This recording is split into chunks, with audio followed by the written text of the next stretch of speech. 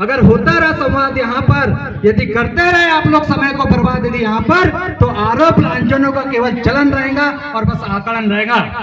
तो तुम बुरे समय को रोक पाओगे क्या, और गर्व से भी ये छाती ठोक पाओगे क्या?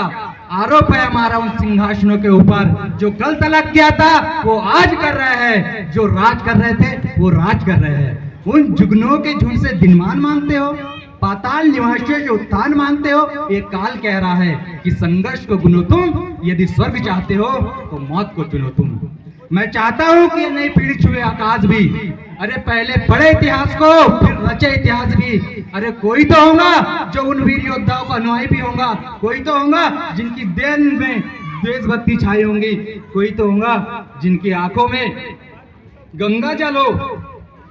इस देश में समस्त आदिवासी एकजुट होकर हमारे देश की रक्षा के लिए आगे आए और हमारे अस्तित्व को बचाने के लिए खुलकर आगे आए। और मैं जो मेरे नौजवान साथियों से मैं कहना चाहूँगा कि अधिक से अधिक जो जागरूक हुए हैं वे हमारे आदिवासी समाज को जगाने का कार्य करें।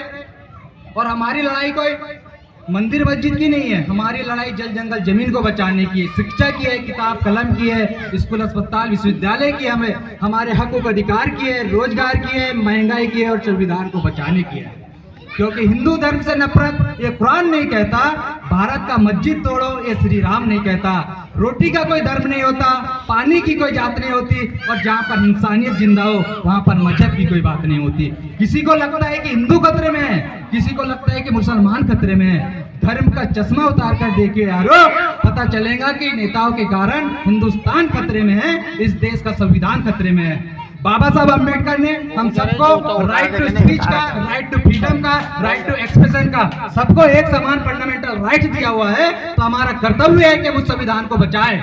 जब एक जंगल में आग लगा तो सारे पक्षी उड़ गए, मगर एक नन्ही सी चिड़िया उस आग को बुझाने के लिए तालाब से अपनी चोंच में पानी लाती थी और फिर आग में डालती थी, फिर जाती थी, फिर लाती थी और आग में डालती थी। तो उसको देखकर सारे जानवर हंसने लगे और उन्होंने उस नन्ही चिड़िया से कहा कि अरे वो चिड़िया, इतना बड़ा आग लगा है और तुम्हारे चोंच के इतने से पानी से आग बुझ जाएंगी क्या? तो उस चिड़िया ने जो आंसर दिया, बहुत ही प्रोफेशनल एक्सीलेंस और गर्व करने लायक बात कही है। मेरी बात आप लोगों की चेतना तक पहुंचे, आप लोगों का जमीर जिंदा हो। उस चिड़िया ने कहा कि बेशक इतने से पानी से आग नहीं बुझेगी, लेकिन जब तक मेरे शरीर में प्राण है मैं उस आग को बुझाते रहूंगी, और जब मैं इस दुनिया में नहीं रहूंगी, जब इसका इतिहास लिखा जाएगा तो मेरा नाम आग लगाने वालों में नहीं, आग बुझाने वालों में लिखा जाएगा।